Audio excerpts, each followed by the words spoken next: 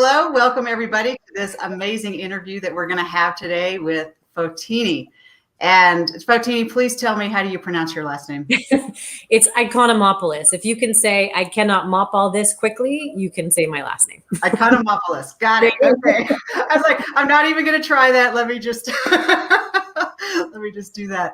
So we have this amazing interview. Fotini is going to share with us about negotiation. And I am actually very excited because there's a couple questions I want to know just for myself. So it's really important to understand negotiation. And what I've learned I've met Fotini in a program that we did together, and she's just explained how we're negotiating all the time, every day. So like everybody needs negotiation skills, whether you're, I've been in those situations when you're talking with a 2-year-old child and you realize you're losing the conversation. All the way to, being a commander and running in large organizations. So this is going to be a really fun call today. And for those of you who are new or going, why is this financial person having this kind of an interview? And what I'm really doing with these podcasts is I'm talking to people that I find interesting and I like to add value. So these are people who are adding value to me and my business because, my business is teaching people about their finances, but there's so many things that are layered in. There's team building and networking and connections. And so that's why, anyway, we're having this awesome interview with a negotiation expert. So let me really quick introduce Fotini's background, and then we'll jump right into it. So I love this. Fotini was nicknamed the negotiator as a child, and she's been helping people get what they want for decades. Her book, her keynotes, her workshops, and virtual courses, which obviously has become a thing now, are designed to help teach those negotiation and communication skills required to navigate any scenario at work, at home. And she uses proven strategic frameworks, and she gives actionable advice. And that's what we really like on this show is, okay, that's a great idea. Tell me what I can do. But Fotini, she shared her strengths with business leaders, and she actually returns to the classroom as an instructor on MBA Negotiations at the Schulich School of Business at York University in Toronto. And for the last 5 years, she's been invited to share her messages with audiences from industries in keynotes around the globe. So in addition to her regular media appearances, in April 2021, Fotini is getting to spread these messages of empowerment. You have your book out, right? Yeah, it just came out. So that's another exciting thing. So we'll make sure that you guys have the access to know how to get a hold of her book. So Fotini, I could just say, welcome to the show. You have a preponderance of experience and education, and so glad to have you here. I'm so flattered that you asked me to join you. So we'll just jump right in. So first of all, just kind of level set our audience today so that we kind of know, like, how did you get started with negotiation? I mean, it was sort of accidental in the sense that I've always been in sales roles. So when I finished my MBA in organization behavior, I joined a large company called L'Oreal, and I was negotiating with Walmart on a daily basis, negotiating the national flow of goods from my company to theirs. And then I worked for another food company, and then it was a negotiation training company who was brought in to train me to be a better negotiator. And they went, you should really be doing what we do. And I'm like, yeah, sure, someday. And they said, no, seriously, you should be doing what we do. And so I joined the consulting world, and I started training everybody from the C-suite executives down to the junior account managers on how to be more effective at what they do. And I really enjoyed doing it. And then they also kept asking me, well, it's great that you trained our team, but we have 100 million on the line, or we have $1 billion on the line. What do we do? How do we handle it? So I'd start kind of hand-holding them through these intense, high-stakes negotiation processes. So I got to teach it, and I also got to continue to live it every single day. And I love being able to continue to dip my toe in both worlds. And then I managed to somehow get invited to teach at the Schulich School of Business, where I did my MBA. And then I also got the kind of the added dimension of academia and research and all the fun stuff that comes out of learning about negotiation from a different perspective. So it's all kind of come together. And now I just get to share that knowledge in brand new ways every day, like the book and new courses, and bring it to the masses. I love that. But you've got to touch on, because you have it right there on your website and your bio, that you were nicknamed the negotiator as a child. So please just share like one story with us about that, because I love that. That came from my dad. So I grew up. If you've ever seen the movie My Big Fat Greek Wedding, which I know is now dated, that was my upbringing. So if you wanted to get out of the house, you had to negotiate your way out of the house. And my sister and I, my big sister is not a confrontational person. She's not super assertive. So I was always the one that was kind of pushed to the forefront to go, you ask, you ask. And so it was like, even to this day, my dad every once in a while will go, we don't need to hear from you, negotiator.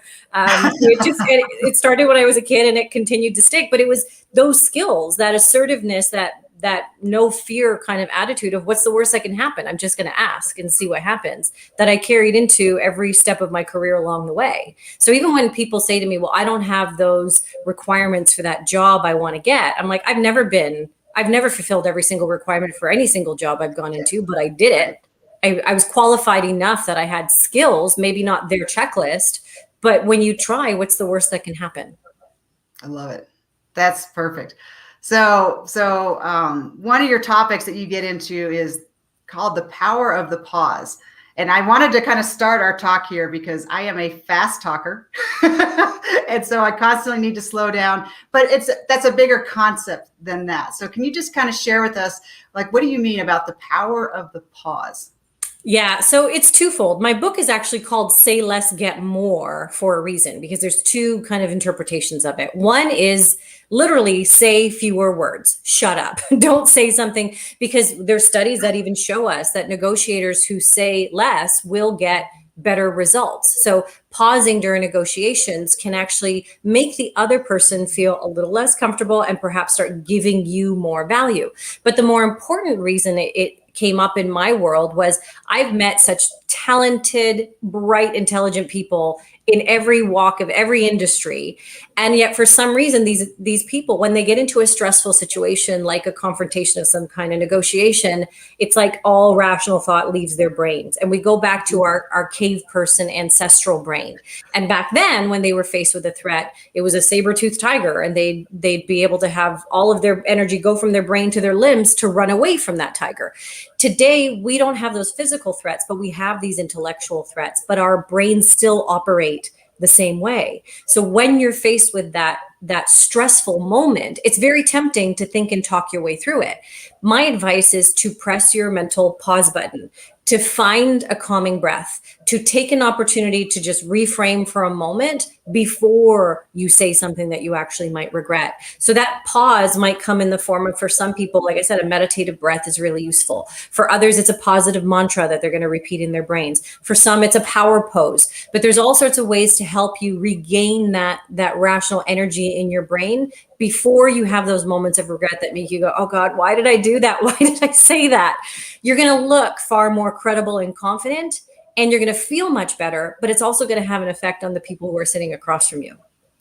So here's the scenario that I'm interested in is what do you do though when you're in those meetings where it's not just you and one person, there's like maybe 3 or 4 of you, and there's always that one person that will just fill up all the air. And how do you, because sometimes though when you try to pause, it's almost like people then just kind of push you to the side and you're not part of that conversation. So how do you deal with kind of that power dynamic, whatever that is?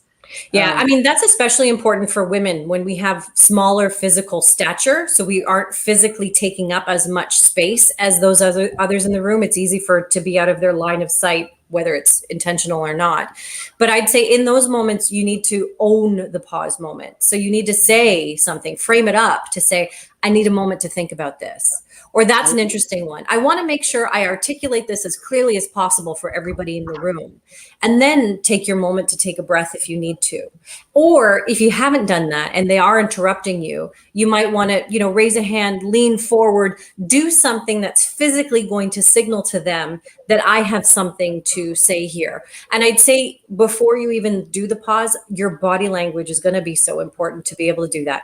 If you are approaching them and you're approaching the pause moment and your shoulders are hunched over and you're behind your computer and you're doing this kind of thing, it's very easy for them to just diminish you out of the way. But when you show up and you are, your Pilates posture or whatever it is, when you have, and all about this kind of postural stuff, when you have that physical confidence, they are going to take notice of you, even if you're only 5'5" like me and everybody else is over 6 feet. I guarantee you those things go a really long way to the messages you're sending to their subconscious mind. But the simple answer is just frame it up, own that moment verbally as well as non-verbally. That's really helpful. That's interesting. So I just was actually, the reason I asked is I was actually just in a leadership program for my military space, and I was getting some feedback from the instructor. And one of the things he told me was, you tend to speak in declarative sentences. And I was like, I wasn't clear 100%. I think he said that I wasn't afraid to express my opinion. I was going to say, and that's a bad thing? I'm not sure where he's going with that. And I was like, I think I'm going to take that as maybe the compliment you didn't intend. Yeah. So that kind of leads into this next thing. And especially I think for women, but for a lot of people, is this likability factor. Like, especially when you see it in politics, it's just like, you can't win because you got to be a strong leader, but then people have to like you and they want to have a beer with you. And can you unpack that a little bit? Yeah, I mean, it's so complicated, but if we try to dwindle it down to the simplest of things, one of the biggest mistakes I see is people assume that likability comes from, I'm just going to give them everything that they want. And if you've spent any time around your 2-year-old or any of your children, you know that giving them everything that they want just creates spoiled brats. So There are moments where it's appropriate to do those things. And there's moments where you go, no, that is not the most appropriate way of handling things. And in negotiation, when you give somebody everything that they want because you're trying to be liked, it can actually do more harm than good. Because the misconception is that that's where the likability comes from.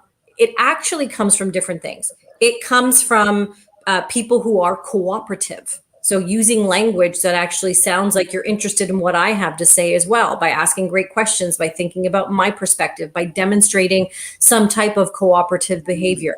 It comes from paying genuine compliments to somebody, to go, I really like what you had to add to that meeting. And it also comes from just finding something in common. You know, we're all here because of this.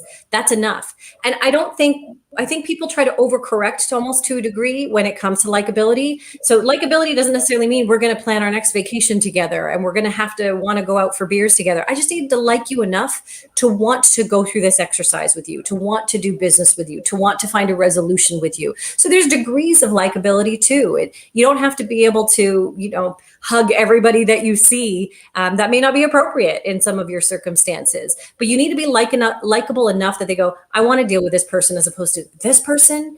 Really? I'm going to look for anybody else I can give my business to, but this individual, because they're driving me nuts. So it's a difficult one for women, especially because men can get away with more arrogance and all of that kind of stuff and still be likable. I often use the analogy of a balance beam. So if you think of the gymnastics that's going on right now, the balance beam for men could be 1 meter wide, but the balance beam for women is this wide. So for us, it's a much more teeter-tottery walk along the lines of what is likable and what is not. But if you stick to the principles of cooperativeness, compliments, and just finding something in common, it's going to make life a lot easier for you.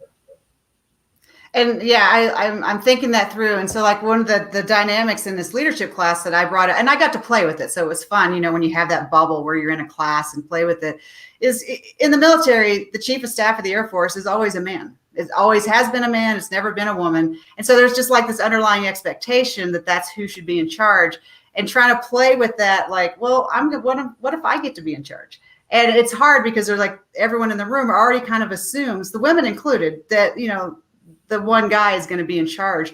And playing with that dynamic, how do you wrestle with that and say, I'm going to try to take some of the space here, when like the almost the cultural assumption is the other? Yeah, I mean, the big question is, how do you shake up those assumptions? And so how do you immediately get ahead of it? I mean, I made the same mistake. I was in Yellowknife in like the Northwest Territories of Canada a couple of years ago doing a speaking engagement. And someone said, oh, the mayor is here to hear your speech. I was like, oh, that's great. I was looking around going, where's the mayor? She was sitting right next to me. I didn't realize it was a woman. And I told that story on stage. I was like, this is how subconscious bias works. It's not malicious at times. It is, these are our expectations because this is all I've seen and this is all I know. So Right. how do you buck that trend? You get ahead of it. How do you make sure that they know you're the mayor? You introduce yourself first before someone has a chance to make that assumption. How do you make sure you're known as the leader in the room? Maybe you make sure someone else introduces you first. Maybe you make sure you're wearing a badge with your title, or you've handed out business cards with one of those things. How do you anchor first? How do you get ahead of those expectations before they have a chance to play into and settle into somebody else's mind? And I love that you bring that up because it's funny, as a woman, I'm as guilty of it as anybody. It's a people thing. It's not like a man thing or a woman thing. It's just a people thing. Yeah, it's built on our personal experiences. And if our personal experiences are limited, it's really hard to open up our minds to that. But we can help other people open their minds, but they just need a little bit of coaching along the way. Awesome. So this next thing that I really like that you talk about is negotiating. It's not about arguing. It's really actually trying about building consensus. So talk about that a little bit, please. Yeah, I mean, this is another one of those huge misconceptions. So people hear the word negotiation and they get really defensive and a chill goes down their spine, or they think, okay, I'm getting ready for battle. Right. And there's the odd circumstance where it can feel that way. But for the most part, 99% of our negotiations go to the true definition of the word, which is two people or more trying to reach an agreement. You're actually not trying to go in there black and blue. You're trying to find some common ground with this individual. Now, how that happens is it could happen in a number of different tactics. But the first way to get to a successful outcome is to have that frame in your head. If you go in there bracing yourself and getting defensive, it's going to be really hard to come up with creative, complex, and interesting solutions. But if you go in there with a mentality of, okay, I'm curious to see what kind of solutions we can come up with. I'm curious to see what this agreement is going to be like, or I'm excited to share what agreement I have laid out for this individual. Then it makes your brain primed to actually have better conversations versus priming your brain to be quite closed and defensive. So it's your attitude, it's your mentality, or your framing that we like to use in the behavioral world that makes a world of difference in terms of how you're going to end up approaching it and what actual outcomes are going to happen as a result of this exercise. So how do you kind of get ahead of that? Because like in our world, I always like to try to find win-win solutions, but there are a lot of people that think it's a zero-sum game. You know, you're going to win and I'm going to lose. How do you get ahead of that when you're going into a negotiation, especially if you can kind of sense you're dealing with a person who's kind of coming at it like that? Yeah, I mean, in my book, I give an example of what I call the spectrum. It's a model. So on one side of the spectrum, what we call the dark side, it is more competitive and it is going to be a bit more win-lose. Usually that's because it's all about something quantitative like money. Whatever I take, you lose. Whatever you take, I lose. So it is going to be a bit more win-lose, but hopefully neither of us loses everything. Otherwise, one of us would be walking away from that negotiation altogether. So there is still some element of agreement. I wouldn't agree to give you my money if it didn't serve me in some way. I'd be walking away and going to somebody else. So, and then there's the other side of the spectrum, which is the more collaborative side of things. And that's what I call the lighter side of negotiation, where there is room to find win-win. Now, you've got to understand, who am I dealing with? That is the key to this success. So who is it that I'm dealing with? What are the opportunities for creativity and complexity if I want to be on the light side? Or is it simply about cash on the dark side? And when it comes to the individual, are they capable of even seeing complex and creative solutions? Or are they tunnel visioned, one trick pony, and all they do is see this narrow scope? So you can prepare for that by understanding who it is specifically that I'm dealing with and what is the context. If you see opportunity for context for more than just talking about cash, again, lay the foundation, start having those conversations, start dropping hints about, there's so many ways that we can talk about creative solutions. There's all of these different elements that could come up with some really cool ways for you and I to both make money in this. You've got to think about them in the equation, though, not just you. And that's going to be one of the differentiators for what makes people successful or not. If you're going in there going, here's what I want out of it and only what I want, you're not going to get very far. Because if you haven't put yourself in that other person's shoes, you're not going to be able to anticipate problems, to anticipate what type of negotiator are they? What are the potential sources of value that we can throw in the pie to grow the proverbial pie? All of those things are important, but it requires that empathetic view of where are they coming from right now? What kind of attitude do they have about this? I love how you have that, the light and the dark side. And it's funny because I deal with money. So I'm like, that's not the dark side. But no, it totally is though. And like when I do my real estate investing, that was the first thing was you got to feed your team. Because if it's like, you're going to make all the money and nobody else is, that's not going to work. You might get one deal and then it's done. And I do that same thing with my clients is, I started out my business and I said, if I did nothing else but help my family, then it's worth it. And that's kind of what I bring to it when I deal with people's money is I go, is this what I would do for myself? And it's not always the thing that's going to make me the most money. It's what's going to help them the most. Because I think at the end of the day, when you find a way for everybody to win, it's just a better thing. So that's going to be excellent in your book to be able to look at that model between the light and the dark and go into the negotiation like going, okay, I know what I'm doing, not like just going in cold. So I love that. So now we're going to talk obviously about women in negotiation. And, for me, a lot of my background is in the military. And it felt like when I got into my flying squadron that there were like a couple boxes that you could be in as the woman. Like you could be like the mom, you could be everyone's like sister, or you could be like the slutty person that was easy, or you could just be the bitch. And it was kind of like, well, I can be all of those things. So, but I kind of felt like, for me, I just chose the role of the bitch because I wanted to be a leader. I didn't want to be a doormat or just patting everybody on the head and making them cookies. Not that there's anything wrong with those things, but I wanted to be more than that.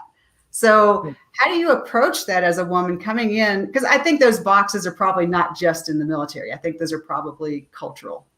Yeah, I mean, I see those boxes in the boardroom just as much as you would in the military. They Right. exist everywhere. And I'd say you need to act for the role that you want. Now, I tell stories in my book about how I've been called much worse than a bitch before.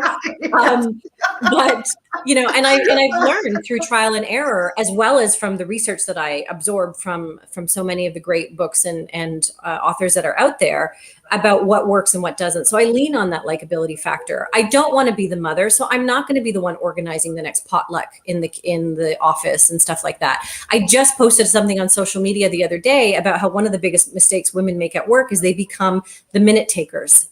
And if you're too busy looking at your notebook and doing this and capturing everybody else's ideas, you are going to be seen as that secretary, which is fine if you are a secretary and that's what you want. But if you want to be viewed as a leader, you need to be able to participate in the meeting without having to focus on capturing what did they just say? That's going to be a really important piece of it. So behave like the role you want. I do think many years ago when you and I were leaving school, the bitch was the only option for leadership. I'm optimistic. And I think based on observation from what we're seeing today, vulnerability is now something that we're seeing that is much more valued than it was. Are we all the way there? No, but we're getting much closer. So we can afford to ease off of that bitch quotient. In the 80s, women were wearing suits that looked like men's suits so that they would be taken seriously. Now I wear suits that I wear red power suits. I have my femininity when I go on stage. I have long hair instead of having it pulled back into a bun. All of those things are things that we can now do because our role models have been more than just the bitch. And we need to create more of that role modeling for the next generation. So I'd say act like the job you want. Don't get trapped in some of those mother hen type qualities. It's fine if you want to do those things, if you're going to be organizing the lunch or you're the nurturer in the office, but don't be only those things. And I think that's the important distinction. So take on the role you want to be, but it doesn't necessarily have to be the bitch anymore. I do think for our survival in our, let's say, generation of women in the workplace, that our options were fewer. Today, I see more doors opening, and that thrills me to no end. I love that, and you mentioned like the vulnerability, and I've been reading like Brene Brown and because like for me, vulnerability, like no way. But like with the new definition of vulnerability, doesn't mean like sharing things that don't need to be shared, but like you don't have to have all the answers, or you can bring people into your bubble and kind of think about that. Like, how would you define vulnerability? Because it's a real trigger word. Like, I don't want to be vulnerable, but there's a positive aspect to it. Can you kind of touch on Yeah, that? I would call it, in my world, it's synonymous with authenticity. And Okay. so there's a limit to how vulnerable I want to be. Like, for example, even on social media, you're not going to see pictures of my nieces and all that kind of stuff. One, because they don't want to be on it, so I'm not going to force them to be on it. But I Right. also keep some of my private stuff private because that is what suits me. But when I think about that authenticity, so for example, when I first started out in the consulting world, I was advised to go in there and be better than them. Be a little bit more arrogant than your customer. Know that you are the expert and you know way more than they do. And don't show them your true colors. Go in there looking really serious. And that was fine for a moment. And then when I started to go off into meetings on my own, I kind of left that behind. I shed that a little bit, and I Mhm. would smile when I'd meet them, and I would ask about their vacation or whatever it was, and I would share a snippet of, I had this crazy flight today, or yeah, I haven't seen my family in a really long time. Looking forward to getting home to them this weekend. Those little bits made me more human to them. That's the likability factor. It's finding those things in common. And so because I was showing them my authentic self, when I quit my job, I quit because of circumstances I won't get into, but I just needed a change. I didn't actually have a job lined up. I just needed to leave. And it was my clients who went, "So Fotini, when are you going to come back and work with us?" And I'd have to tell them, "Look, I don't work for that company anymore." They said, "We didn't hire the company. We hired Fotini." And it was Ah, that authenticity that allowed me to flourish. Like 7 years later, more than 7 years later, I'm still doing what I do. I thought it was going to have to be this, I'll just do this favor for a friend until I have to get a real job. And 7 years later, it's the real deal. But it was that authenticity, it was that personalization that made them want to deal with me, that likability factor, more than somebody else. And I'd say that for me is the critical difference in terms of my turning point mentally. I don't have to put on this facade, whether it's the bitch or the boxy suit or any of those things. You can start to shed that stuff a little bit, but it's also totally okay to protect what you want to protect at the same time. So it's going to be a balance for every individual. There's no magic formula of how much do you share and how much do you hold back. But it is about finding what works for you. I love that. So, wow, we're almost getting towards the end of our thing. So what I want to do right now is I'm going to recap really quick, and then Fotini, I'll just give you an advance notice as after I recap, if there's like one big takeaway that you'd like everybody listening to know, like how you can help them do what do what you do. So here's like the big things. I've got a ton out of this call, but I love how you talked about how do you create a pause by saying, I need a moment to think about how I'm going to say that. I love that because you're taking control of the room. You're creating space, and you're kind of creating space for everybody to just take a breath. So I love that technique. And then of course the body language, like you can't be hunched over and can I have a question? Be present, take up the space. And so I love that piece of feedback. I like that you have in your book, and I can't wait for everybody to read your book, but like talking about, there's a model of, it isn't all just happy and roses and flowers. There's a dark side and a light side. And we just need to be smart about what we're doing. And it's not necessarily good or bad, just know what you're getting into, be intentional. So I really love that point. And I think your book is going to be amazing for that. And what really resonated with me when you just said that people told you they didn't hire the company, they hired you. And I think I love how you talked about that authenticity piece and whatever you're doing, and anyone who's watching, whatever business you're in or whatever relationships you're in, if you just bring that authentic piece, that's like the foundation. And so those are my key takeaways. So Fotini, what is one last big concept that you would like to leave everybody with? I think the one thing I'd love everybody to know is whenever you walk into a room or an email or whatever it is, I want you to frame it as though it is a wonderful opportunity. And I'd say this comes from a great book called The Upside of Stress, where she talks about reframing. So I dropped a hint about this earlier. If you could reframe it as, I'm excited to explore what could come from this. I'm excited to see, how much money I can get out of the situation. I'm excited to see how creative a solution we can come up with instead of I'm nervous or I'm scared or any of those things. Great things will happen. You will change your cognitive abilities and you will change your outcomes by changing your attitude. And so that's the one big takeaway I'd love people to have from today. Awesome. So Fotini, how do people get a hold of you if they want to reach out and get your book, or if they want to book you for a speech? What's the best way for people to contact you? I'm everywhere. So my website is fotiniicon.com. So you don't have to spell the whole last name. I'm on social media on Instagram, sharing bits and pieces everywhere. I'm on LinkedIn, sharing stuff all the time. My book is everywhere too, on Amazon, on Indigo, on Barnes and Noble, and all the rest of it. So you can find Say Less, Get More anywhere. Okay. I love it. So everybody listening, don't forget to share this interview with your friends. This has been this information is good for anyone who's watching. And Fotini, thank you so much for sharing your knowledge with us. And we look forward to reading your book. Can't wait to hear about all your success. And I will talk with you later. Bye, everyone. Thank you so much.